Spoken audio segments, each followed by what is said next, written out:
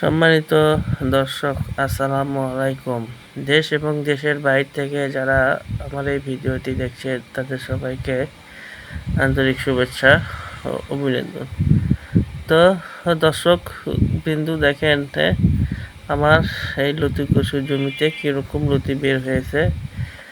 প্রত্যেকটি গাছে 7-8টি করে লতি দেখা যাচ্ছে। লতি কচু চাষ করতে হলে আপনাকে অবশ্যই কিছু জিনিস খেয়াল রাখতে হবে। সেটা হচ্ছে লতি কচুর জমিতে সবসময় পানি বাঁধিয়ে রাখবেন না। মাঝে মাঝে লতি কচুর জমির পানি শুকিয়ে মাটি ভালো করে টান খাইয়ে নেবেন। এতে করে গাছের শিকড় দ্রুত বৃদ্ধি পাবে, যার ফলে গাছ সহজেই খাদ্য সংগ্রহ করে নিতে পারবে।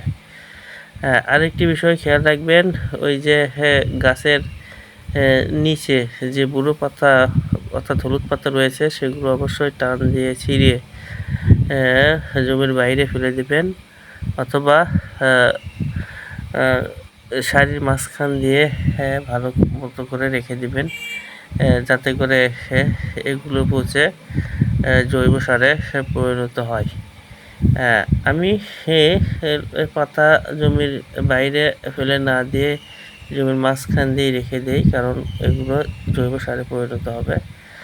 আর যারা লতি কচু চাষ করবেন বলে ভাবছেন তাদেরকে বলবো, আপনারা অবশ্যই লতি কচু চাষ করতে হলে জেনে বুঝে তারপর লতি কচু চাষে আসবেন। লতি কচু চাষের জন্য আপনারা চারা সংগ্রহ যেখান থেকেই করেন না কেন সেখানে গিয়ে ভালো মন্দ দেখে তারপর লতি কচু চারা সংগ্রহ করবেন। লতি কচু চাষের অনেকটাই সফলতা নির্ভর করে সঠিক চারা নির্বাচনের উপর। যদি আপনারা সঠিক চারা নির্বাচন করতে না পারেন তাহলে কখনোই লতি কচু চাষ করে সফল হতে পারবেন না।